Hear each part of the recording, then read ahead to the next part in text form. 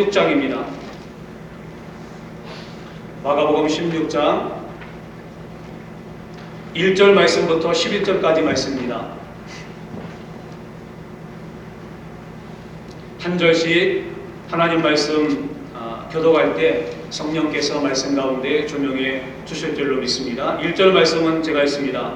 안식일이 지남에 막달라 마리아와 야고보의 어머니 마리아와 또 살로메가 가서 예수께 바르기 위하여 향품을 사다 두었다가 안식일로 첫날 일찍이 해 뜰 때에 그 무덤으로 가며 서로 말하되 누가 우리를 위하여 무덤문에서 돌을 굴려주리요 하더니 그를 세마포 예수님의 시체를 쌌던 하찮은 삼배 수익천이 인류 최고의 보물이 될 수 있는 그 이유는 뭘까요? 우리가 볼 때는 사실 그보다 귀한 것들이 얼마나 많이 있습니까?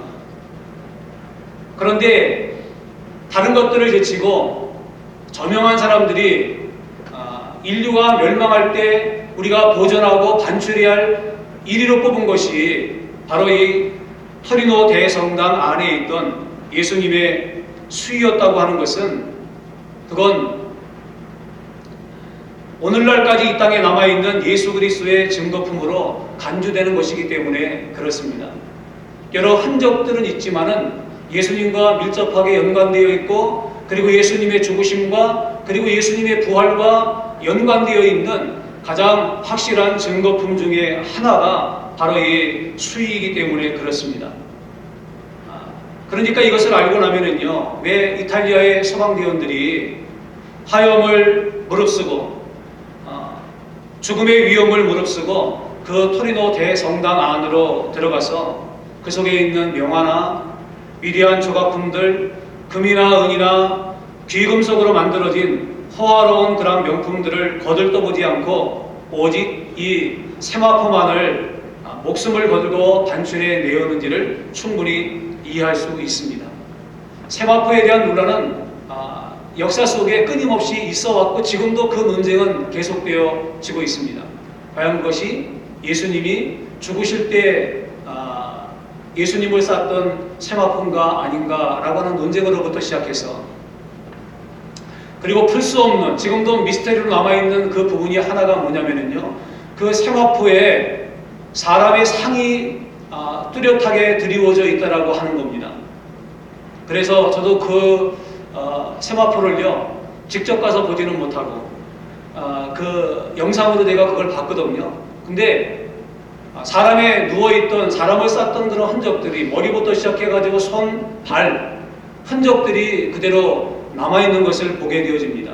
그건 사람이 죽은 사람을 쌌던 그런 세마포이고 그리고 그 세마포는 정말로 진짜이며 사실이다라고 하는 것들을 그것들을 통해서 볼 수 있습니다. 근데 중요한 사실은 과학이 발달할수록 그리고 우리 지식이 더욱더 그렇게 점진적으로 발전되어 나갈수록 밝혀진 비밀은 바로 뭐냐면은 그것이 예수 그리스도께서 죽으실 때 예수님을 감쌌던 그 세마포 수위였다라고 하는 사실이라고 하는 겁니다. 우리가 오늘 읽었던 이 본문의 말씀은 예수님께서 이제 십자가에서 죽으시고 난 다음에 부활하신 그 영광스러운 장면을 우리 가운데 보여주고 있습니다. 우리가 그동안 마가복음을 바쁘게 이제 여행해 왔는데 드디어 맨 끝자락에 섰습니다. 이번 주하고 다음 주 설교까지 하면은 마가복음의 대장정의 그 시간들은 이제 끝나게 될 것입니다. 근데 가장 중요한 시간들을 지난 몇 주간의 시간과 그리고 우리가 오늘 이 본문의 말씀을 통해서 이제 보게 되어지는 겁니다. 결국 여러분, 복음의 핵심은 뭡니까? 예수님이 이 땅에 오셔가지고 33년 정도의 삶을 사셨습니다. 그리고 3년 반의 공생애를 사셨는데 예수 그리스도가 이 땅에 오셔가지고 인류에게 남긴 오늘을 살고 있는 저와 여러분들 그리고 하나님의 나라가 이 땅 가운데 도래하기 전까지 예수 그리스도가 이 땅 가운데 남기신 위대한 업적이 무엇이냐라고 하는 겁니다. 그의 인격입니까? 그의 사랑입니까? 그의 섬김입니까? 그의 헌신입니까? 그의 돌봄입니까? 가난하고 소외되고 어려운 사람들을 감싸고 눈물을 함께 흘리고 그 사람들에게 삶의 소망과 그리고 살아야 할 이유를 준 그런 것들 때문에 예수님이 오늘도 우리에게 존경이 되어지고 우리가 믿는 믿음의 대상과 그리고 우리의 주가 될 수 있냐라고 하는 겁니다. 그렇지 않습니다. 그거는요, 부차적인 것들입니다. 예수님은 그걸 위해 세상에 오신 것이 아니에요. 예수님이 이 땅에 오신 목적은 뭡니까? 그것은 죄로 인하여 영원한 사망과 멸망과 하나님의 피할 수 없는 진노를 살 수밖에 없는 죄인들의 죄의 문제를 자기가 십자가 위에서 대속의 죽음으로 죽으시고, 그래서 우리가 안고 있는 죄의 문제를 다 깨끗하게 씻기고 난 다음에 그리고 3일 만에 부활하셔서 우리 가운데 영원한 생명을 허락하시기 위해서, 구원과 영생을 주기 위해서 예수님은 이 땅에 오신 것입니다. 이게 복음의 키포인트예요. 여러분, 교회는 선교합니다. 하지만요, 선교가 교회의 가장 키포인트는 아닙니다. 우리가 봉사하고 헌신하고 구제합니다. 하지만 교회는요, 구제단체도 아닙니다. 자선단체도 아닙니다. 신교단체도 아닙니다. 친목단체도 아니에요. 교회는 그런 것들을 하기는 합니다. 근데 교회가 오늘날 견지하고 오늘날 품고 우리가 믿음으로 고백하는 것은 무엇입니까? 그것은 바로 두 가지입니다. 예수 그리스도의 십자가의 죽으심, 그리고 예수 그리스도의 부활 사건이라고 하는 거죠. 그런 의미로 본다면 우리가 마가복음 15장을 지나면서 예수님의 십자가 사건을 보았습니다. 그리고 이제 16장에 와서 십자가 위에서 죽으셨던 그 예수 그리스도가 어떻게 되었는가라고 하는 역사의 한 장면으로 우리를 인도해 주고 있습니다. 그것은 바로 부활인 것입니다. 예수님은 죽음 가운데, 무덤 가운데, 사망 가운데 그대로 계시지 않았습니다. 그가 말씀하신 대로 3일 만에 그 죄와 사망의 권세를 이기시고 무덤에서 부활하셔서 잠자는 자들의 첫 열매가 되셨을 뿐만 아니라 우리에게 영원한 생명과 구원의 주가 되셨다고 하는 사실입니다. 그것을 오늘 본문은 우리 가운데 명확하게 증거해 주고 있습니다.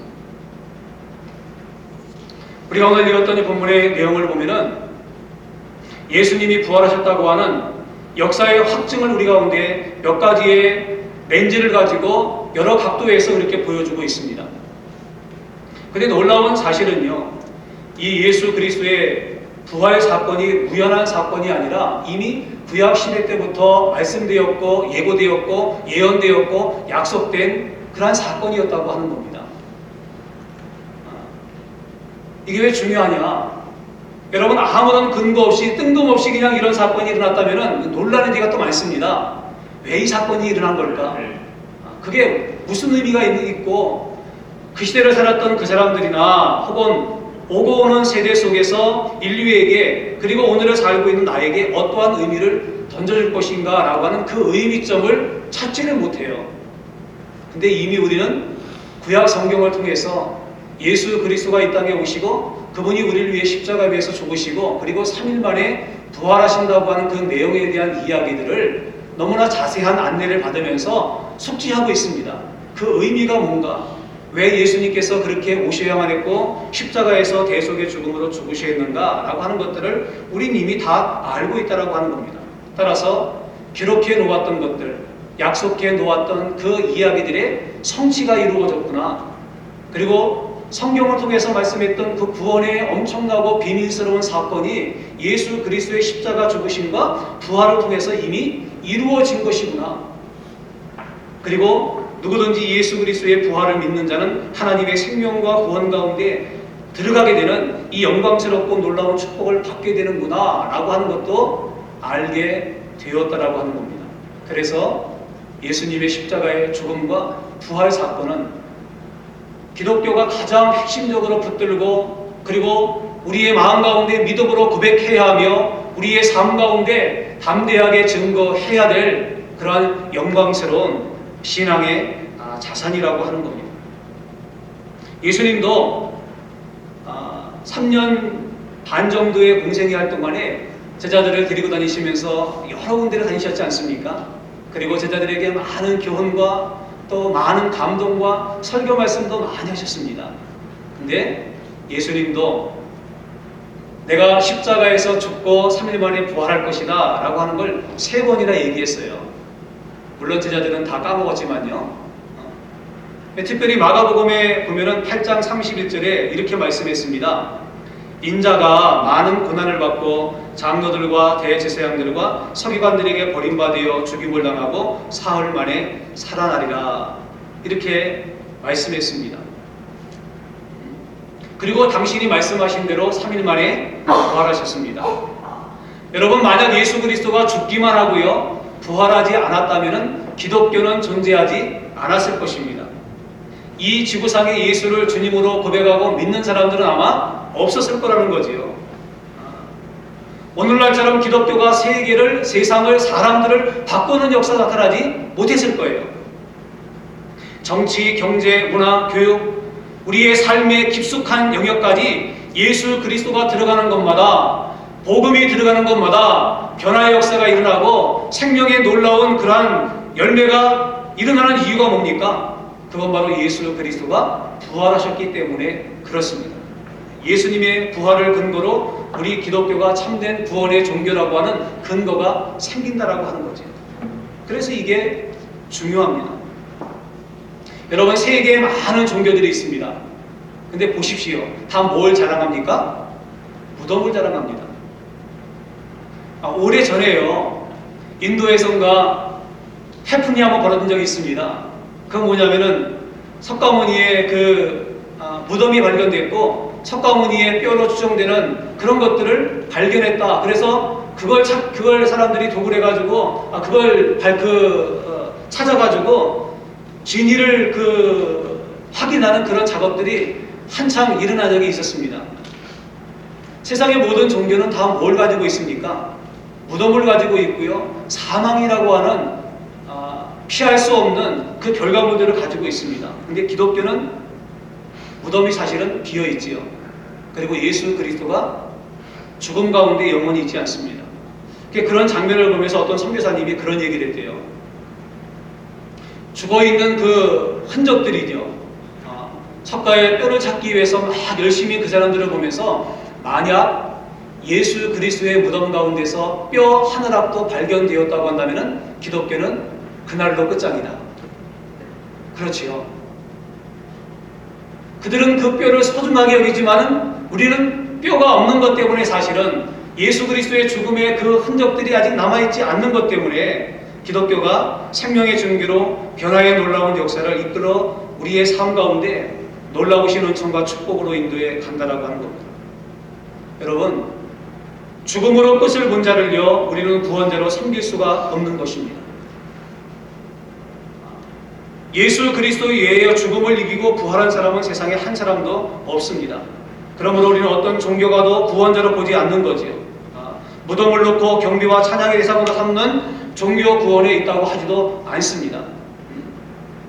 참된 종교는 죽음을 정복하고 그리고 죽음에서 우리를 구원할 수 있는, 그것이 우리의 참된 구원자가 될 수 있고 우리가 믿을 수 있는 종교가 되는 겁니다. 그게 바로 뭡니까? 기독교라고 하는 거죠. 그래서 인도의 수상을 지냈던 네루는요 이런 얘기를 했다 그럽니다.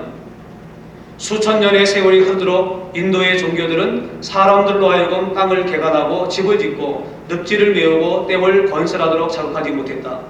그러므로 우리는 그리스도 교회가 칭송을 받아 마땅하다는 것을 인정해야 할 것이다. 교회는 세계에 도처에서 인간의 짐을 덜어주려고 노력해왔다. 교회가 인간을 자극하고 이끌었던 힘의 근원은 바로 예수 그리스도의 부활이었다.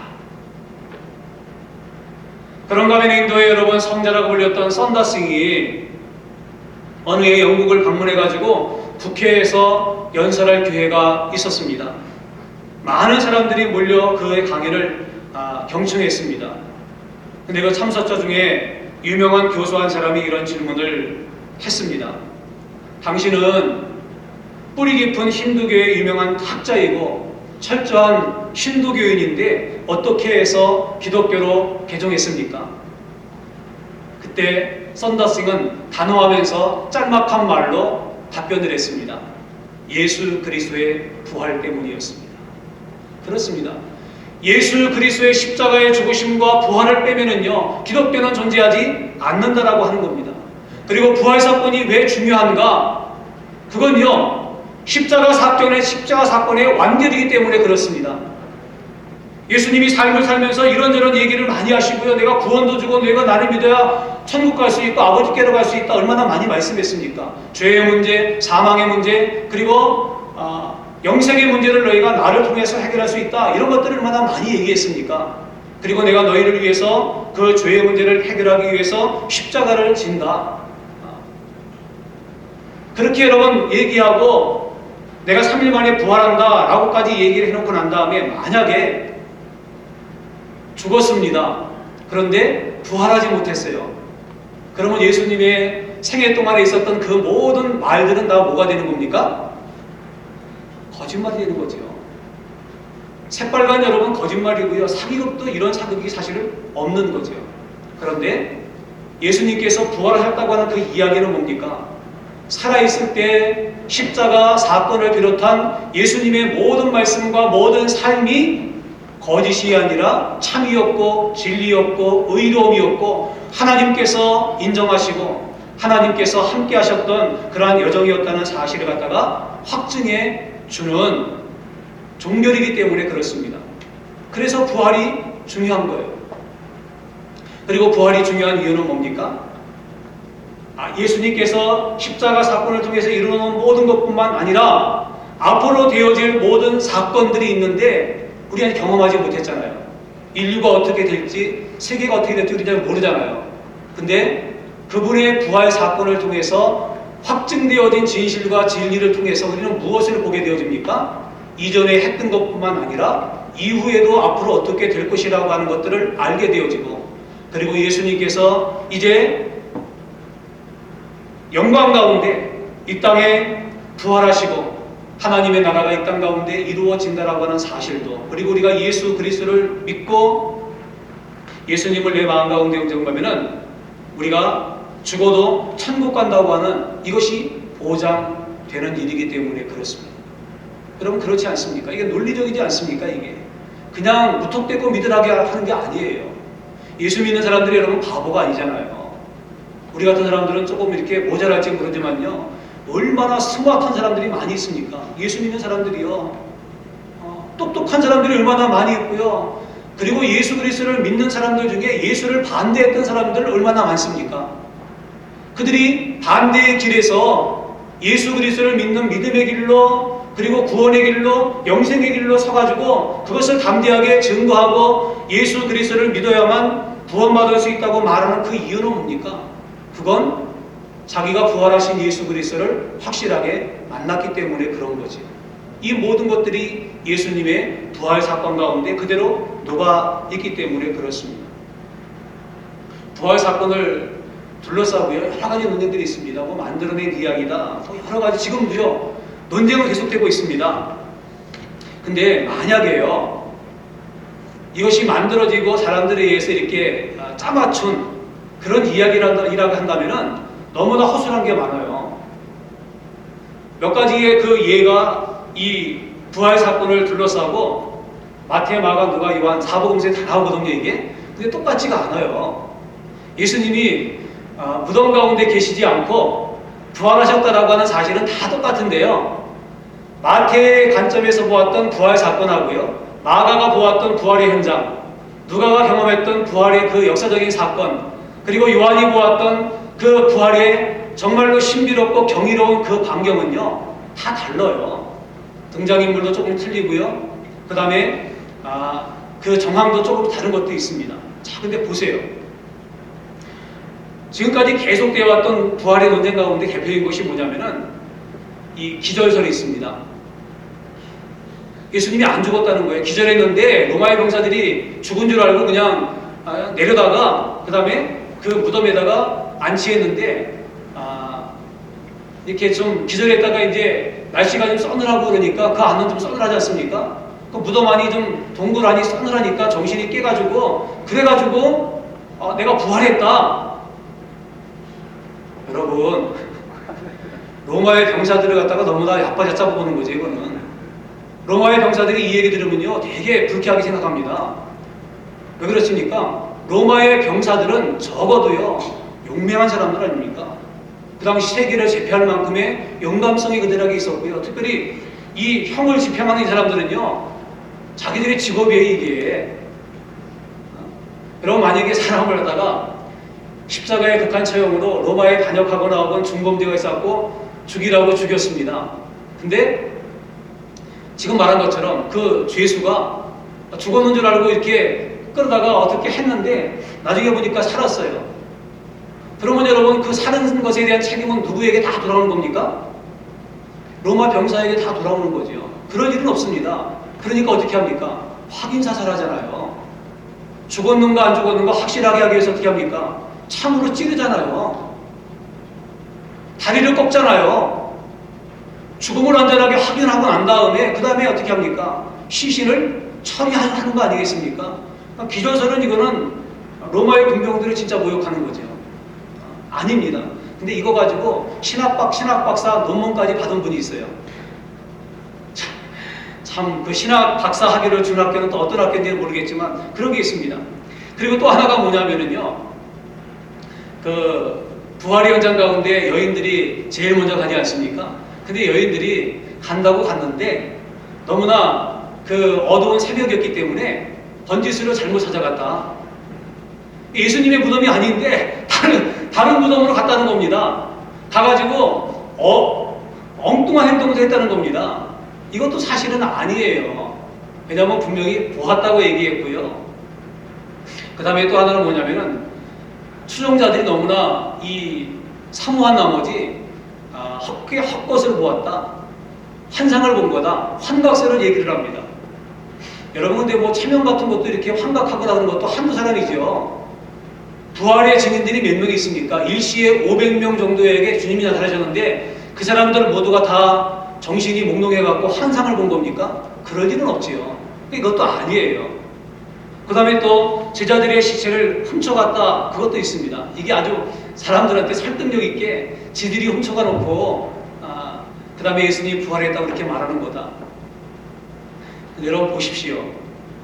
마태, 마가, 누가, 요한복음 다 누르시고 찾아봐도요, 예수님이 부활할 것이라고 얘기는 했지만은 제자들이나 아니면은 그 측근들이나 추종자들이 예수님의 부활을 믿었습니까? 안 믿었습니까? 믿었을까요? 안 믿었을까요? 여러분, 너무나 믿음이 좋아하고 다 믿었다고 하고 싶죠? 안 믿었어요. 근데 얼마나 안 믿었냐? 오늘 본문에 나오잖아요. 뭐라고 말합니까? 막달라 마리아가 부활하신 예수님 첫 번째로 만나거든요. 근데 만날 때에도 어떻게 합니까? 너무나 깜짝 놀랍니다. 여러분, 만약에 부활하신 예수님이 부활할 것을 믿었다고 한다면은 이건 뭐냐면 두려움과 공포 가운데, 충격 가운데 놀라는 겁니다. 이거는 너무나 기뻐가지고요, 너무나 그냥 감격스러워하고 놀라는 그런 게 아니에요. 이게 뭐라고 말합니까? 8절 말씀 보니까 여자들이 몹시 놀라 떨며 나와 무덤에서 도망하고 무서워하여. 여러분, 예수님이 부활할 걸 확실하게 믿었던 사람이라면 이렇게 무서워하고 도망치겠습니까? 너무나 무서운 거예요. 자기들이 경험을 하고 보긴 봤는데 너무나 마음 가운데 두려움이 있는 겁니다. 그러니까 아무 말도 못했습니다. 근데 11절 말씀 보니까 뭐라고 말합니까? 제자들에게 가서 얘기했는데 듣고도 믿지 아니하니라 그랬습니다. 그러니까 믿는 사람이 한 사람도 없다는 겁니다. 믿지 않았던 이 사람들이요, 갑자기 무슨 신경의 변화가 일어나는지 로마의 병사들이 철통과 지키고 있는 그 경계를 뚫고 들어가가지고요, 뭐 자기들이 특공대도 아닌데 딱 들어가가지고요, 예수님의 시체를 갖다가 도적질해가지고 나와가지고 사람들한테 예수님 부활했다 그렇게 증거하고 다니면서 나중에는 자기들이 만든 가짜 거짓말의 이야기를 위해서 자기들의 생명을 기꺼이 내놓습니다. 여러분, 이게 가능성이 있을까요? 없는 겁니다. 사람들이요, 진리를 알고요, 옳다는 걸 알면서도요, 생명 앞에서는, 목숨 앞에서는요, 주저하고 비겁한 경우가 얼마나 많이 있습니까? 이런 것도 사실은 아니라고 하는 겁니다. 그리고 또 하나는 뭐냐면은 사복음서를 이렇게 다 종합해가지고 하나의 그림으로 보면은요, 어떤 그림이 나오냐면은 적어도 2명의 천사가 있었습니다. 무덤 안에. 그리고 무덤 문은 열려 있었습니다. 이게 중요해요. 왜냐하면 무덤 문이 닫혀 있으면 지금 여자들이 가서 고민하는 것처럼 누가 그 무덤 문을 열어 주어서 우리가 주님의 시신 가운데 향품을 갖다가 바를까라고 걱정을 하지 않습니까? 그런 해프닝이 벌어질 거 아니겠어요? 그러니까 천사들이 어떻게 합니까? 친절하게 들어올 수 있도록 예수님의 그 무덤 문을 갖다가 열어놓지 않습니까? 그리고 발과 그리고 머리 쪽 양쪽에 천사들이 앉아 있었습니다. 그리고 세마포가 그대로 있었고요. 그리고 머리를 쌌던 수건 있지 않습니까? 그 수건은 놓았던 그 자리에 그대로 놓여 있었다라고 이렇게 요한복음에 얘기해 주고 있습니다. 여러분 지금 와가지고 특공 작전을 펼칩니다. 그 시신 여러분 가져가기도 힘든데 세마포를 갖다가 딱 벗겨놓고요. 그 자리에 그대로 놓고요. 그리고 머리에 이렇게 싸지 않습니까? 사람 죽으면은요. 근데 머리에 쌌던 그것을요 다 풀어가지고요 원래대로 그렇게 또 만들어 놓습니다. 그리고 원래 있던 그 자리에 놓고요 시신만 가지고 갑니다. 이런 일이 가능할까요? 영화를 많이 보신 여러분들 어떻습니까? 가능하지 않아요. 지금 물건 가지고 나오기도 지금 물건이 아니구나. 죄송합니다. 예수님의 시신을 여러분 가지고 나오기도 지금 많이 그렇다면은 지금 시간이 없어요 지금요. 그런데 여러분 어떻게 그렇게 합니까? 그건 거짓말이죠. 근데 성경은 뭐라고 말합니까? 예수님의 세마포와 그리고 머리를 쌌던 그 수건은 객혀있는 쌓여있는 그대로 있었다라고 얘기해 주고 있습니다. 이건 뭡니까? 도적질해 간 것이 아니라 예수님이 부활하신 것을 얘기해 주고 있는 거죠. 쌌던 그 상태에서 예수님의 몸이 빠져나온 겁니다. 그래서 그대로 있는 거예요. 그리고 마지막으로 이제 이게 황당합니다. 요즘 나오는 학설인데 예수님이 쌍둥이였답니다. 그때는 잘 몰랐는데 이제 보니까 예수님이 쌍둥이였대요. 그래서 하나가 분명히 십자가에 죽긴 죽었대요. 근데 동생인가 형이 나타나가지고 내가 죽었다가 살아난 바로 그 사람이다라고 얘기하면서 거짓된 것을 그렇게 퍼뜨렸다고 하는 겁니다. 서두에 말씀을 드렸지만 참 황당한 거는 이런 걸 가지고요 박사학위 논문을 받는 사람이 있어요. 또 주는 학교도 또 어느 학교인지 이상한 학교죠. 지금 그런 시대입니다. 무슨 얘기를 제가 하는 겁니까?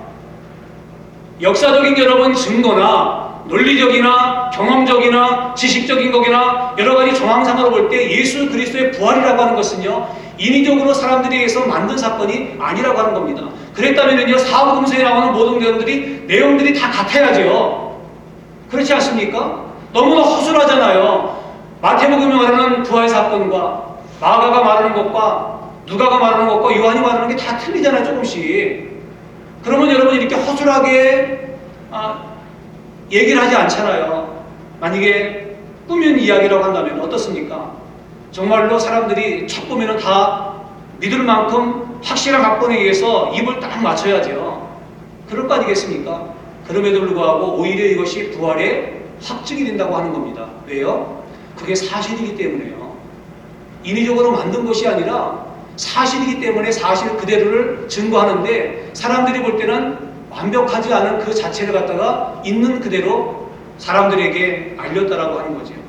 그렇습니다. 예수 그리스도는 부활하셨습니다.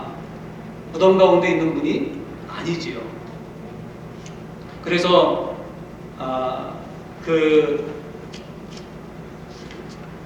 미국의 그 닉슨 대통령 시절에 워러게이트 사건에 연루되어 가지고 감옥에 그렇게 들어갔던 찰스 콜슨이라고 하는 사람이 있습니다.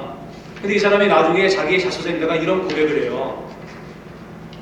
세계에서 가장 막강했던 부서에서 10명의 최고 엘리트가 모여서 거짓으로 음모를 꾸미고 절대 이것을 고백하지 말자고 다짐했지만 수사가 시작되고 2주도 되지 않아 자백하는 사람이 생겨나기 시작했다. 무슨 얘기입니까? 거짓 담보로 자신의 인생을 걸 사람은 한 사람도 없다라고 하는 겁니다. 그런가 하면은요, 여기 여자들이 나오지 않습니까? 부활의 첫 증인들. 근데 죄송한 이야기지만은요, 좀 더 설득력 있게 이 부활을 증거하고 사람들에게 인위적으로 그렇게 각본으로 만들어가지고 하려고 했다면요, 여자들이 해서는 안 됩니다. 이거는 무시하는 게 아니라 그 당시에 여자분들을 어떻게 취급했냐면요, 사람의 숫자 가운데 헤아리지도 않았지 않습니까? 그리고 여자들은요, 법정에서 그 진술이 받아들여지지가 않았습니다. 그런 사람들이 예수님의 부활을 증거하면 사람들이 믿겠냐는 거지요. 그게 시대적인 상황인데, 근데 이 여자들이 부활의 최초의 목격자이며 증인이라고 하는 사실을 이야기해 주는 이유는 뭡니까? 이게 사람들은 그 당시나 아니면은 또 여러 상황으로 볼 때 사람들은 못 믿을지 모르지만은 그게 사실이기 때문에 그렇다는 거죠. 여러분, 제가 일련의 이야기들을 쭉 이렇게 긴 시간 나열해 드렸는데 어떻습니까? 사람에 의해서 만든 각본입니까? 아니면 환상입니까? 열심히 너무나 지나쳐가지고 그렇게 헛개비를 보고 사람들이 만들어낸 그런 이야기입니까? 절대 꾸며낸 이야기도 전설도 아닌 사실의 이야기가 부활이라고 하는 것을 우리 가운데 가르쳐 주고 있는 것입니다. 그래서 이 부활의 성경을 만나는 사람마다 그의 인생이 변화되어지고, 그리고 그의 삶에 부활의 열매들이 아름답게 맺혀지는 것을 보게 되어집니다. 영국의 북동부에 더럼이라고 하는 그런 지방이 있는데요, 석탄으로 유명한 지방입니다. 근데 거기 광산이 무너져가지고요, 164명의 광부들이 생매장 당해가지고 죽음을 당했던 일이 있었습니다. 그때 시체를 발굴하면서 불이 쓰여져 있는 판자를 시체와 함께 발굴했는데 그 판자에는 다음과 같은 글귀가 적혀 있었다고 합니다. 주님은 우리와 함께 하십니다. 우리는 갈 준비가 되었습니다. 주여 축복하소서. 우리는 대단히 유쾌한 기도회를 가졌습니다. 모든 사람은 영원한 영광을 위해 준비되었습니다. 화요일 오후 2시.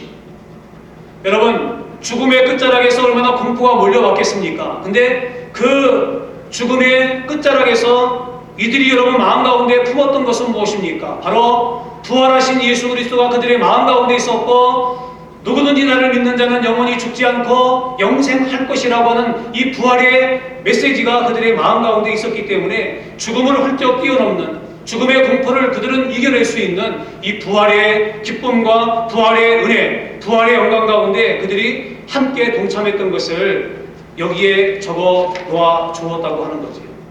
그렇습니다. 부활을 만난 사람마다 이런 변화의 역사가 나타나게 되어집니다. 그래서 사도 바울은 이렇게 얘기를 했습니다. 고린도전서 15장에 보니까 16절 이하에요. 만일 죽은 자가 다시 사신 것이 없으면 그리스도도 다시 사신 것이 없었을 터이요. 그리스도께서 다시 사신 것이 없으면 너희의 믿음도 떼고 너희가 이전에 죄 가운데 있을 것이요. 또한 그리스도 안에서 잠자는 자도 남아였으리니 만일 그리스도 안에서 우리의 바라는 것이 다만 이 생뿐이면 모든 사람 가운데 우리가 더욱 불쌍한 자니라. 그러나 이제 그리스도께서 죽은 자 가운데서 다시 살아 잠자는 자들의 첫 열매가 되셨다 그랬습니다. 그리고 42절 말씀부터 43절 말씀 보니까 새 표준 성경은 이렇게 말하고 있습니다. 죽은 사람들의 부활도 이와 같습니다. 썩을 것으로 심는데 썩지 않을 것으로 살아납니다. 비천한 것으로 심는데 영광스러운 것으로 살아납니다. 약한 것으로 심는데 강한 것으로 살아납니다. 중요한 것은 부활이 역사적인 사건이고 하나님의 사건이고 생명의 사건인데, 과연 우리가 이 부활의 사건을 우리의 마음 가운데 믿음으로 믿고 있느냐라고 하는 겁니다.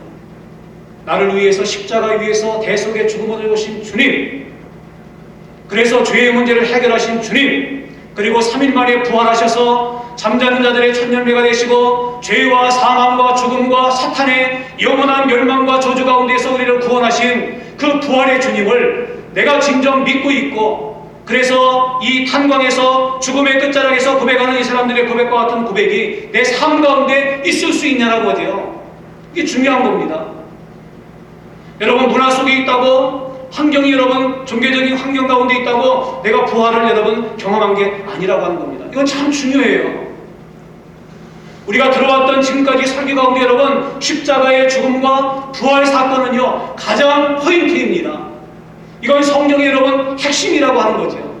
핵심적인 이 내용들을 내 마음 가운데 믿음으로 받지 않고 그냥 우리가 교회에 예배드리고 다닌다고 한다면은,